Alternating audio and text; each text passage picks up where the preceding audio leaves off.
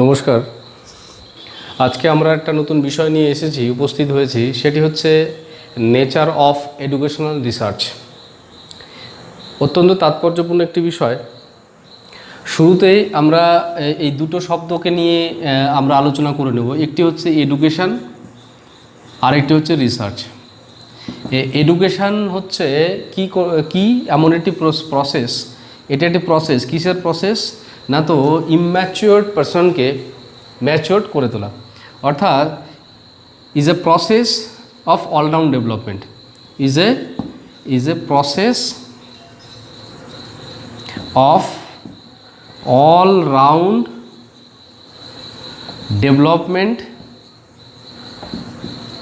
Development of the learner. এটি হচ্ছে education. আর research কি? রিসার্চ হচ্ছে, রিসার্চ বলতে সাধারণভাবে কি বলছি, is a process to create verify established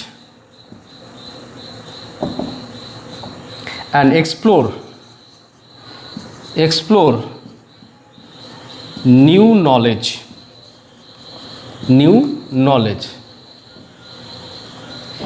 এই দুটো হচ্ছে গুরুত্বপূর্ণ বিষয়। একটি হচ্ছে এডুকেশন সম্পর্কে আমরা আলোচনা করলাম। এডুকেশন হচ্ছে কি, যে লার্নারদের অলরাউন্ড ডেভেলপমেন্টের একটি গুরুত্বপূর্ণ প্রক্রিয়া।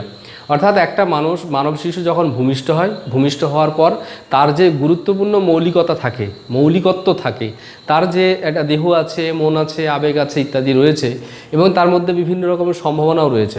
তাহলে এই যে সম্ভাবনা বা তাদের যে পোটেনশিয়ালিটিগুলো রয়েছে, সেই সম্ভাবনা বা পোটেনশিয়ালিটিগুলির সর্বাঙ্গীন বিকাশ মানে হচ্ছে অলরাউন্ড ডেভেলপমেন্ট, মানে হচ্ছে যেমন যেমন হওয়া উচিত পরিবর্তনটা ঠিক সেই রকমভাবে যদি পরিবর্তন হয়, অ্যাপ্রোপ্রিয়েটলি হয়, পারফেক্টলি হয়, তখন বলা হবে সেটা অলরাউন্ড ডেভেলপমেন্ট হয়েছে।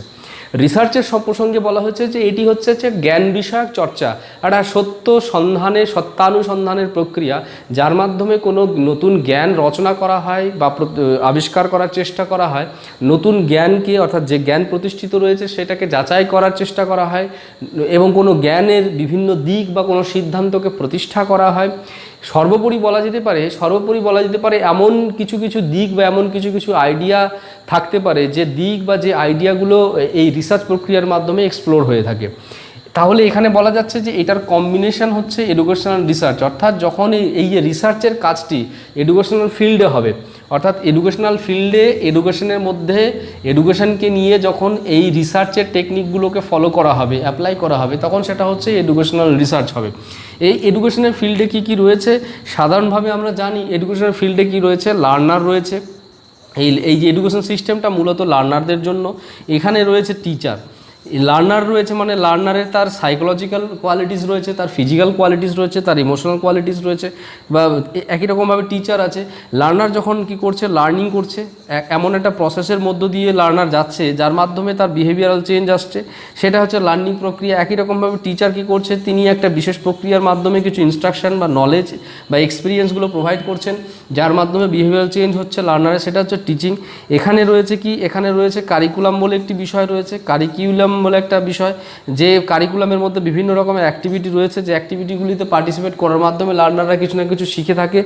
তারপরে কি রয়েছে, এখানে এই টোটাল প্রসেসটা কন্ডাক্ট হয় একটা ইনস্টিটিউশনের মধ্যে, এডুকেশনাল ইনস্টিটিউশন বা শিক্ষা প্রতিষ্ঠান, ইনস্টিটিউশন থাকছে। এরপরে কি থাকছে, এই যে টোটাল প্রসেসটা হচ্ছে, এতে তাদের যে ডেজারেবল চেঞ্জ সেগুলো হচ্ছে কি হচ্ছে না সেটা দেখাশোনা করার জন্য, সেটাকে মেজার করার জন্য কি রয়েছে, ইভ্যালুয়েশন প্রসেস। এরকম কতগুলি গুরুত্বপূর্ণ বিষয় রিলেটেড রয়েছে কার সাথে, এডুকেশনের সাথে। এবং রিসার্চ কী করছে, রিসার্চ হচ্ছে মেইনলি সায়েন্টিফিক নলেজকে স্ট্যাবলিশ করার একটা গুরুত্বপূর্ণ প্রক্রিয়া। অর্থাৎ এডুকেশন রিসার্চ বলতে সাধারণভাবে তাহলে আমরা কি বুঝবো? এডুকেশন রিসার্চ বলতে সাধারণভাবে আমরা বুঝবো যে রিসার্চ মূলত এই এডুকেশনের যে সমস্ত অ্যাসপেক্টসগুলো রয়েছে, সেই অ্যাসপেক্টসগুলো সম্পর্কে একটা সদর্থক বা একটা স্পষ্ট বা ধনাত্মক ধারণা গঠন করতে সাহায্য করে। পাশাপাশি সেই সম্পর্কিত যে বিভিন্ন বাধা বা বিপত্তি বা ডেভিয়েশন বা প্রবলেমস বা ডিফিকাল্টিসগুলো রয়েছে সেগুলি সম্পর্কে একটা সিদ্ধান্ত পৌঁছাতে সাহায্য করে বা বিভিন্ন রকম প্রবলেমগুলোকে সলভ করতে সাহায্য করে এবং একটা সায়েন্টিফিক নলেজ এডুকেশন সিস্টেমের প্রত্যেকটি বিষয় সম্পর্কে একটা সায়েন্টিফিক নলেজ প্রোভাইড করতে সাহায্য করে, সেটা হচ্ছে এডুকেশনাল রিসার্চ।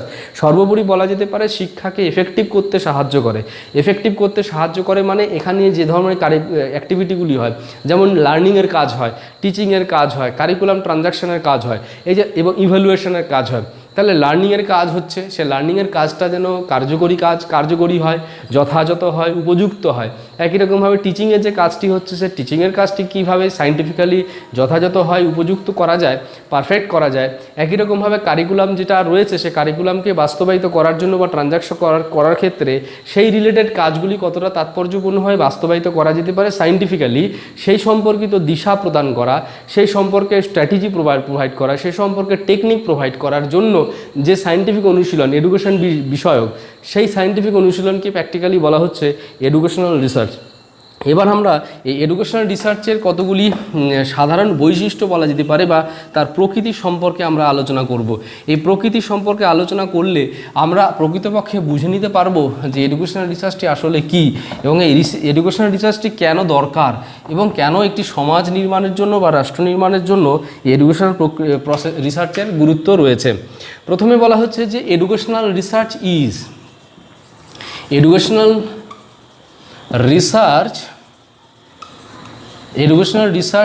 কি বলছে, ইজ নাম্বার 1। 1 নম্বরে কি বলা হচ্ছে সায়েন্টিফিক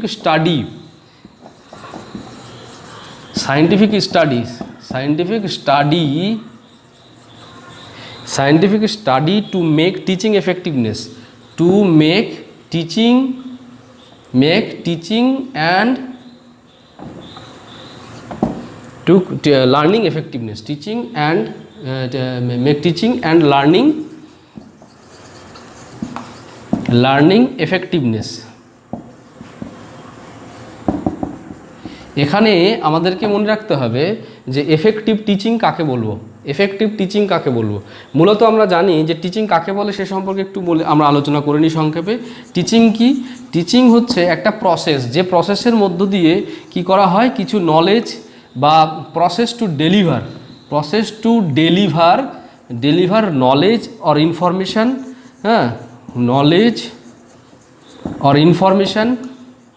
ইনফরমেশান। এই যে নলেজ বা ইনফরমেশান, এগুলোকে কম্বাইনলি বলা হচ্ছে ইনস্ট্রাকশন। এই যে অ্যাকচুয়ালি তাহলে কি, ইনস্ট্রাকশন ডেলিভার করার একটি গুরুত্বপূর্ণ প্রক্রিয়া হচ্ছে টিচিং। আচ্ছা, ইনস্ট্রাকশন কেন ডেলিভার করতে হবে বা নলেজ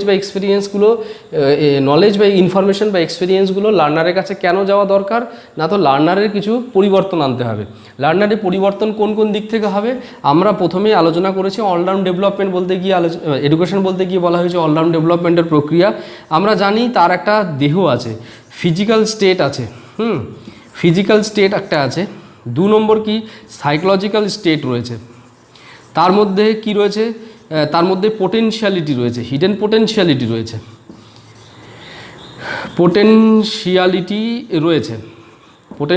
রয়েছে, এই সমস্ত বিষয়গুলি তার মধ্যে রয়েছে। তার ইমোশনস রয়েছে, ইত্যাদি রয়েছে। এবার বলা হচ্ছে যে তার যে ফিজিক্যাল যে কোয়ালিটিস বা তার যে সাইকোলজিক্যাল কোয়ালিটিস বা ফিজিক্যাল কোয়ালিটিস বা তার যে পোটেনশিয়ালিটি, সেইটাকে কি করতে হয়, সেটাকে কিন্তু যথার্থ রূপে মানে পারফেক্টলি এবং অ্যাপ্রোপ্রিয়েটলি সেটাকে কি করতে হয়, সেটাকে চেঞ্জ করতে হয়, মডিফাই করতে হয়, সেটাকে এক্সপ্লোর করতে হয়, সেটাকে ম্যানিফেস্ট করতে হয়।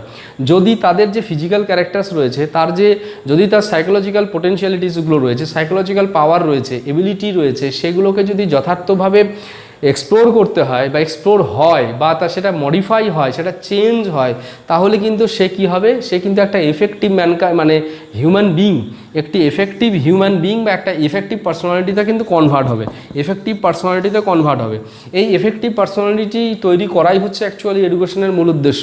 অর্থাৎ যে সমাজ থেকে লার্নাররা লার্ন করার জন্য স্কুলিংয়ে আসছে, শিক্ষা প্রতিষ্ঠানে আসছে, এবং সে সমাজ কী করছে, সে শিক্ষার্থীদের যে ভবিষ্যৎ যে পরিবর্তন পরিবর্তন, ভবিষ্যৎ বিষয়ক যে পরিবর্তন, সে পরিবর্তন যদি যথার্থভাবে সম্পন্ন হয় এবং তারা যদি এফেক্টিভ পার্সোনালিটিতে কনভার্ট হয় এবং সেই এফেক্টিভ পার্সোনালিটিতে কনভার্ট হওয়ার মধ্য দিয়ে যে সামাজিক সদস্য হিসেবে তাদের প্রত্যেকের কিছু না কিছু করণীয় থাকে বা দায়বদ্ধতা থাকে এবং প্রত্যেকটি করণীয় বা প্রত্যেকটি দায়বদ্ধতার জায়গায় তারা কিন্তু তাদের নির্ধারিত রোল বা ভূমিকা পালন করতে পারবে।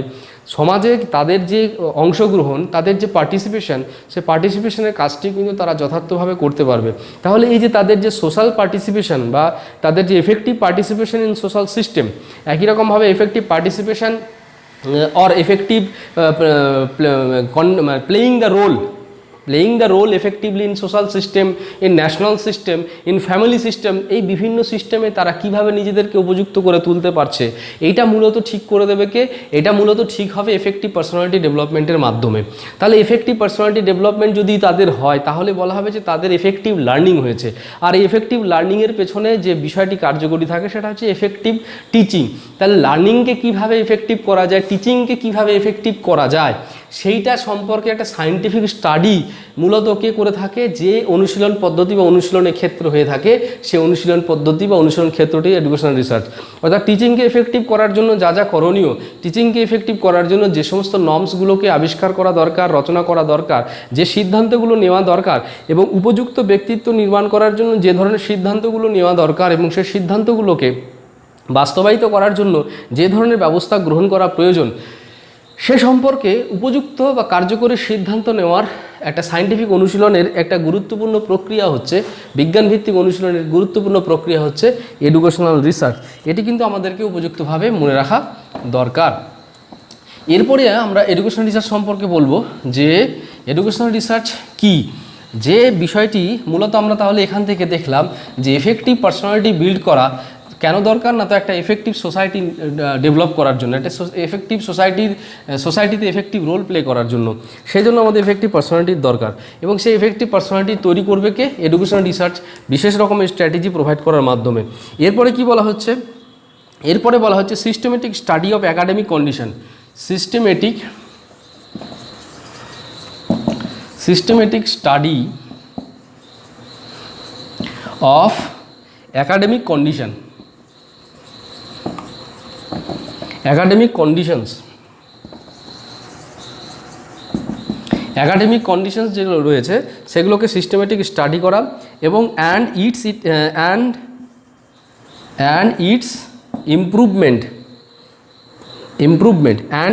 ইমপ্রুভমেন্ট শুধুমাত্র স্টাডি করা নয়, যদি কোনো রকমের নন ডিজায়ারেবল সার্কামস্টেন্স থাকে এবং যদি কোনো অনভিপ্রেত অবস্থা থাকে, অর্থাৎ লার্নিং কন্ডিশনস বা টিচিং কন্ডিশনসের ক্ষেত্রে যদি অনভিপ্রেত কোনো অবস্থা থাকে, সে অনভিপ্রেত অবস্থাকে ওভারকাম করার ক্ষেত্রে কী পদক্ষেপ নেওয়া প্রয়োজন বা কী ব্যবস্থা নেওয়া প্রয়োজন, সেটি সম্পর্কে দিশা, সে সম্পর্কে ডিরেকশান প্রোভাইড করার ক্ষেত্রে কিন্তু এডুকেশনাল রিসার্চের বিশেষ ভূমিকা রয়েছে। এডুকেশনাল রিসার্চের একটা তাৎপর্যপূর্ণ ভূমিকা রয়েছে আমরা দেখতে পাচ্ছি। তো এখানে কি বলা হচ্ছে? Systematic study. এখানে কি করা হচ্ছে? এখানে কিন্তু যেটা করা হবে সেটা হচ্ছে এই টিচিং কন্ডিশন বা একাডেমিক কন্ডিশনস বলতে সাধারণভাবে কী বোঝানো হচ্ছে? এই যে টিচিং কন্ডিশন, একই রকমভাবে লার্নিং কন্ডিশন। এই যে টিচিং কন্ডিশন এবং লার্নিং কন্ডিশন, এর মধ্যে কিন্তু একটা কানেক্টেডনেস আছে, একটা ভালো রিলেশন আছে। এর টিচিং কন্ডিশনস বলতে সাধারণভাবে কী বোঝাচ্ছে? এমন একটা এনভায়রনমেন্ট যে এনভায়রনমেন্টটা মূলত এমনভাবে ডিজাইন করা হয় যেটি ডিজাইন করার সময় মূলত এডুকেশনাল গোলস অ্যান্ড অবজেক্টিভস বা এইমস অ্যান্ড অবজেক্টিভসকে কনসেন্ট্রেট করা হয়।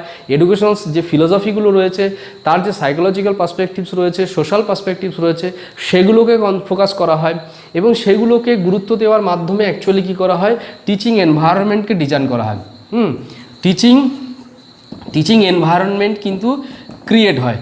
এই টিচিং এনভায়রনমেন্টটা এফেক্টিভ কি এফেক্টিভ নয়, এটা কি ফ্রুটফুল না, এই যে টিচিং এফেক্টিভনেস, টিচার যথার্থভাবে তার নিজের ভূমিকা পালন করতে পারছে কি পারছে না।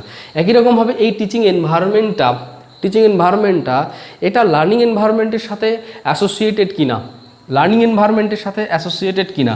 যদি লার্নিং এনভায়রনমেন্টের সাথে অ্যাসোসিয়েটেড হয় তাহলে সেটা কি হবে, টিচিং এফেক্টিভ হওয়ার পাশাপাশি লার্নিংও কিন্তু এফেক্টিভ হবে, লার্নও কিন্তু এফেক্টিভ হবে। তাহলে এই কন্ডিশনস একটা গুরুত্বপূর্ণ বিচার্য বিষয়। তাহলে এখানে মনে রাখতে হবে যে সাধারণভাবে প্রথাগতভাবে যে কন্ডিশনস এডুকেশনাল সিস্টেম বা একাডেমিক সিস্টেমে আমরা দেখছি সেটা তাৎপর্যপূর্ণ কিনা, সেটা তাৎপর্যপূর্ণ শিক্ষাদান পদ্ধতি মানে টিচিংকে তাৎপর্যপূর্ণ করতে পারে কিনা, লার্নিংকে তাৎপর্যপূর্ণ করতে পারে কিনা, সেটা সম্পর্কে বিচার বিশ্লেষণ করা, সেটাকে সম্পর্কে সিস্টেমেটিক্যালি স্টাডি করা এডুকেশনাল রিসার্চের কাজ।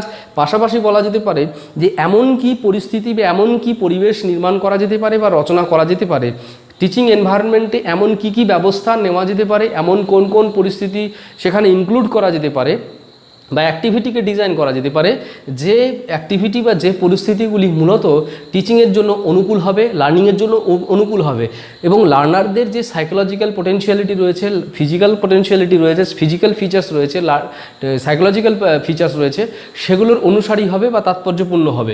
পাশাপাশি তারা সোশ্যাল হয়ে তাদের যে পারফেক্ট ডেভেলপমেন্টের কথা বলা হচ্ছে সে পারফেক্ট ডেভেলপমেন্ট হবে।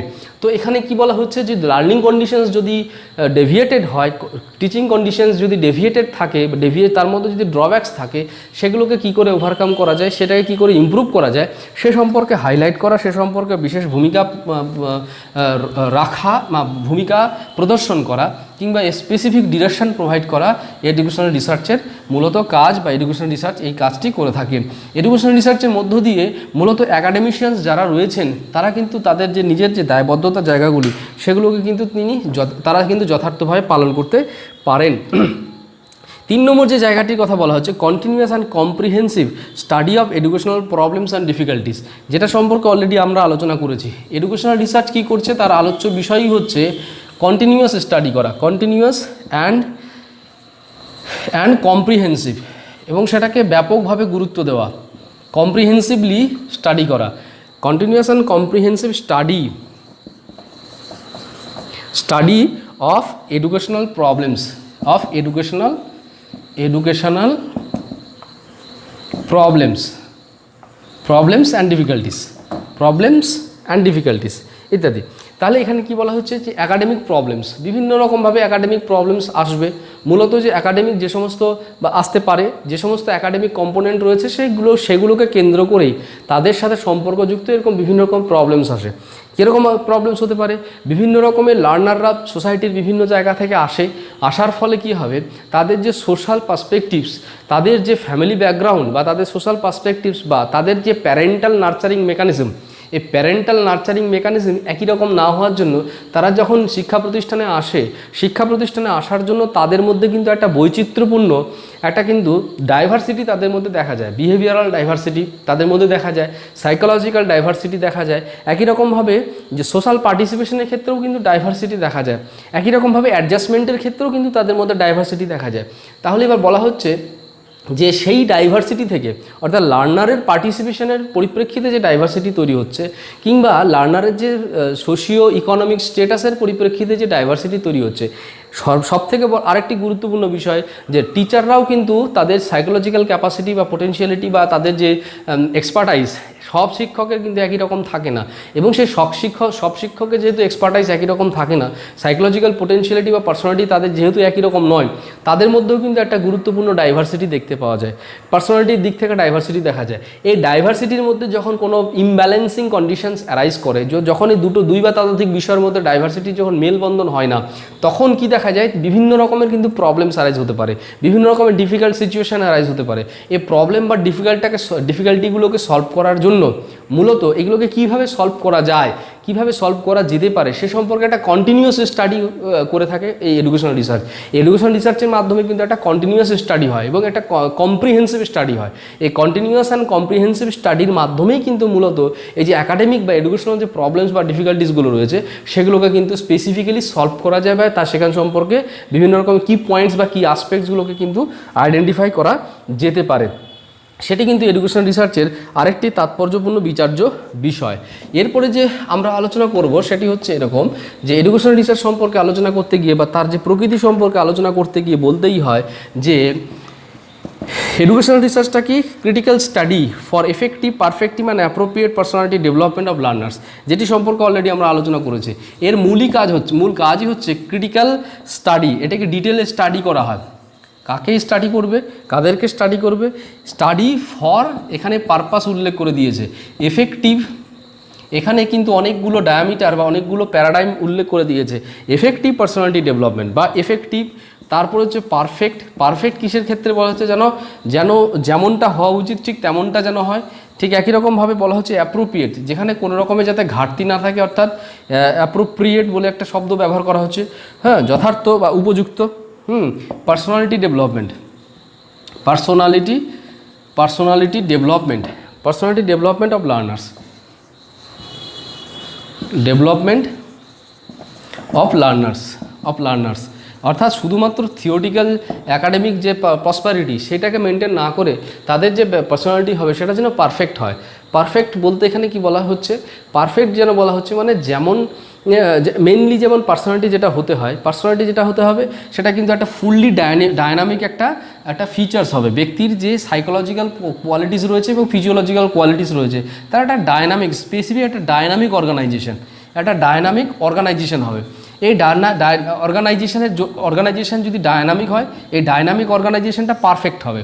Perfect dynamic organisation, appropriate dynamic organisation, effective dynamic organisation. এই যে ফিজিক্যাল কোয়ালিটি এবং সাইকোলজিক্যাল কোয়ালিটির ডায়নামিক অর্গানাইজেশনটা যদি পারফেক্ট হয়, তাহলে কি হবে? তারা কিন্তু যে কোনো পরিস্থিতি, যে কোনো অবস্থাতে তারা কিন্তু পারফেক্টলি অ্যাডজাস্ট করতে পারবে। তাদের মধ্যে অ্যাডাপ্টিবিলিটি বা অ্যাডজাস্টমেন্ট করার পাওয়ারটা কিন্তু এফেক্টিভ হবে, পারফেক্ট হবে, সিগনিফিক্যান্ট হবে, এফেক্টিভ হবে। এই জিনিসটা কিন্তু খুব তাৎপর্যপূর্ণ। লার্নারদের যে পার্সোনালিটি ডেভেলপ করলো কিন্তু সেটা পারফেক্ট হলো না, সেটা ইনকমপ্লিট হলো, ইনঅ্যাপ্রোপ্রিয়েট হলো, তাদের মধ্যে সেই জিনিসটা সিগনিফিক্যান্ট হলো না, তাহলে কিন্তু তাদের মধ্যে ডায়নামিক অর্গানাইজেশনটা আসবে না। এর মধ্যে তাদের কি বিভিন্ন রকমের আইডেন্টিটি ক্রাইসিস তৈরি হতে পারে। তাদের যে সোশ্যাল পার্টিসিপেশনের ক্ষেত্রে বিভিন্ন রকমের তাদের মধ্যে প্রবলেম ফিলিংস আসতে পারে। এই বিষয়টা কিন্তু আমাদেরকে মাথায় রাখতে হবে যে এডুকেশনাল রিসার্চ সেই উদ্দেশ্যকে মাথায় রেখে বিভিন্ন রকমের কাজ করে থাকে। কী কাজগুলো করে থাকে? সেখানে এডুকেশনাল রিসার্চ কিন্তু মেইনলি যে কাজটি করে থাকে সেটা হচ্ছে যে ডায়নামিক অর্গানাইজেশনটা কী করে তৈরি করা যেতে পারে, পারফেক্ট কীভাবে করা যেতে পারে, কোন স্ট্র্যাটেজি, কোন মেকানিজমগুলোকে ফলো করলে তাদের পার্সোনালিটি ডায়নামিক হবে, পারফেক্টলি ডায়নামিক হবে, সিগনিফিক্যান্টলি ডায়নামিক হবে, সেটি কিন্তু এডুকেশনাল রিসার্চ সেই বিষয় নিয়ে আলোকপাত করে থাকেন। এরপরে যেটা সবার শেষে আমরা যে বিষয়টি নিয়ে আলোচনা করব, সেই বিষয়টি এই এডুকেশনাল রিসার্চের নেচারের সাথে প্রত্যক্ষভাবে সম্পর্কযুক্ত এবং অত্যন্ত তাৎপর্যপূর্ণ, যেটি আমরা অলরেডি বিভিন্নভাবে আলোচনা করেছি বিভিন্ন জায়গায়। তবু আরেকবার আমরা আলোচনা করে নেব যে এডুকেশনাল রিসার্চ সম্পর্কে বলা হচ্ছে এটা হচ্ছে টেকনিক্যাল স্টাডি। এডুকেশনাল রিসার্চ হচ্ছে একটা technical study for cultural and social development,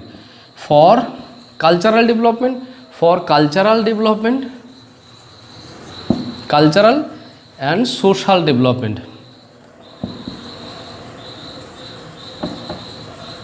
এখানে কালচারাল ডেভেলপমেন্ট এবং সোশ্যাল ডেভেলপমেন্ট কিসের মাধ্যমে আসবে? Through education. এই এডুকেশনের মাধ্যমে কালচারাল ডেভেলপমেন্ট হবে, সোশ্যাল ডেভেলপমেন্ট হবে।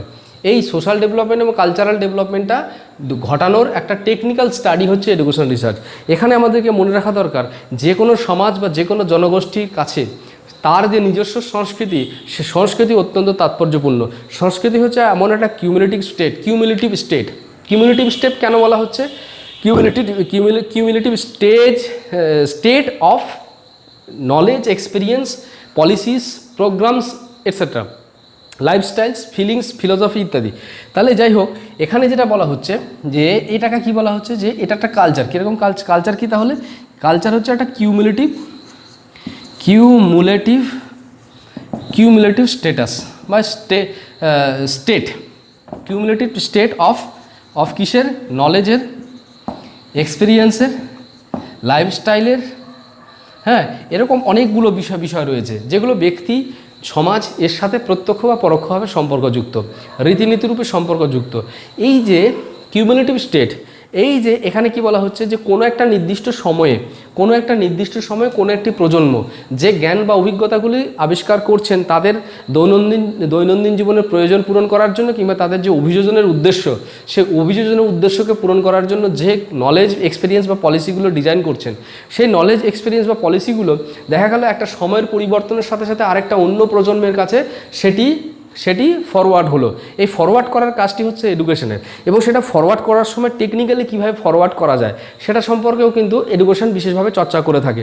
যাই হোক, এবার আমাদের যেটা বিষয় হচ্ছে যে এই যে নলেজ এক্সপিরিয়েন্স বা এই যে পলিসিগুলো বা আইডিওলজিগুলো যে বা ফিলোসফি হতে পারে, থটস হতে পারে, ডিসিশনস হতে পারে, কনক্লুশনস হতে পারে, থিওরিজ হতে পারে, কোনো একটা নির্দিষ্ট সময়ের নির্দিষ্ট প্রজন্মের মধ্যে এগুলো রচিত হয়েছে, এবং সেগুলো অন্য প্রজন্মের কাছে কতটা সিগনিফিক্যান্ট হবে, আদৌ সেটা সিগনিফিক্যান্ট হবে কি হবে না, সিগনিফিক্যান্ট করতে গেলে কিভাবে তাকে সিগনিফাই করা যেতে পারে, তাকে কি করে ইমপ্রুভ করা যেতে পারে কালচারটাকে, যেটা হচ্ছে সেই প্রজন্ম অর্থাৎ সেই নতুন প্রজন্মের কাছে কিন্তু ওই কনসেপ্টটা বা ওই নলেজগুলোর যে collection of that combination of that knowledge experience and information সেগুলো কিন্তু কালচার বলে বিবেচিত হবে। অর্থাৎ এখানে দুটো প্রজন্ম, একটা প্রজন্ম যেটা অতিবাহিত হয়েছে একটা ওল্ড জেনারেশন কিছু আবিষ্কার করেছে, নলেজ এক্সপিরিয়েন্স এই সমস্ত জিনিসগুলোকে তারা ডেভেলপ করেছে, আর একটা হচ্ছে নিউ জেনারেশন, এটা হচ্ছে নিউ জেনারেশন। এই যে ওল্ড জেনারেশনের যে এক্সপিরিয়েন্সগুলো যখন নিউ জেনারেশনের কাছে এফেক্টিভ বলে বিবেচিত হবে এবং সেগুলোকে তারা কাজে লাগাবে তাহলে কিন্তু তাদের যে আইডেন্টিটি সেটাকে কিন্তু এস্টাবলিশ করতে পারে। কিন্তু এ প্রসঙ্গে একটা কথা আছে, কথাটা হচ্ছে কি যে প্রত্যেকটি প্রজন্মকে কি করতে হয়, তাদের যে পূর্ব প্রজন্ম সে পূর্ব প্রজন্মের বা পূর্বসূরিদের যে আবিষ্কার করা জ্ঞান অভিজ্ঞতা রীতিনীতি ইত্যাদিগুলো সেটা তাদের কাছে ফ্রুটফুল হবে কিনা, সিগনিফিক্যান্ট হবে কিনা, এফেক্টিভ হবে কিনা সেটা কিন্তু তারা টেকনিক্যালি বা সায়েন্টিফিক্যালি স্টাডি করে দেখে নেবে। যদি টেকনিক্যালি বা সায়েন্টিফিক্যালি স্টাডি করে দেখে নেয় তাহলে কিন্তু তারা ওই নলেজ বা এক্সপিরিয়েন্সগুলোকে ব্যবহার করে তারা আরও নিজেদেরকে সমৃদ্ধ যেমন করতে পারবে, সেখান থেকেও কিন্তু নতুন দিশা তারা কিন্তু নির্মাণ করতে পারবে বা রচনা করতে পারবে। এর মাধ্যমে কি আসবে, কালচারাল ইমপ্রুভমেন্ট আসবে, এর মাধ্যমে কালচারাল ডেভেলপমেন্ট যেমন হবে পাশাপাশি কিন্তু এই সামগ্রিকভাবে সোসাইটির ডেভেলপমেন্টও আসবে। ব্যক্তির উন্নতির পাশাপাশি সমাজের উন্নতি বা সোশ্যাল ডেভেলপমেন্টের কাজটিও কিন্তু সম্পন্ন হবে। তো এখানে সেজন্য বলা হচ্ছে এডুকেশনাল রিসার্চ হচ্ছে এমন একটি প্রসেস যার মাধ্যমে কালচারাল ডেভেলপমেন্টের কাজটি বা কালচারাল ডেভেলপমেন্টের উদ্দেশ্যটি কিন্তু সম্পন্ন হয় এবং পাশাপাশি সোশ্যাল ডেভেলপমেন্টের উদ্দেশ্যটিও সম্পন্ন হয়ে থাকে। এই যে বিষয়গুলি সেগুলো কিন্তু অত্যন্ত তাৎপর্যপূর্ণ বিষয়। আমার যেটা মনে হয় সেটা হচ্ছে প্রত্যেকটি সমাজ এবং সমাজের অন্তর্ভুক্ত প্রত্যেকটি সদস্যকে এই এডুকেশনাল রিসার্চ সম্পর্কে যথার্থভাবে ধারণা গঠন করা দরকার। কারণ মনে রাখা উচিত যে এই যে শিক্ষা, এই শিক্ষাই হচ্ছে এমন একটি মেকানিজম যার মাধ্যমে কিন্তু ব্যক্তি কল্যাণ এবং সমাজ কল্যাণের কাজটি সম্পন্ন হয়ে থাকে, বা বলা যেতে পারে যে ব্যক্তির যে প্রকৃত নির্মাণ, ব্যক্তির যে প্রকৃত অভিব্যক্তি তা কিন্তু শিক্ষা প্রক্রিয়ার মাধ্যমে সম্পন্ন হয়। আপনারা মনোযোগ সহকারে শুনলেন, তার জন্য ধন্যবাদ।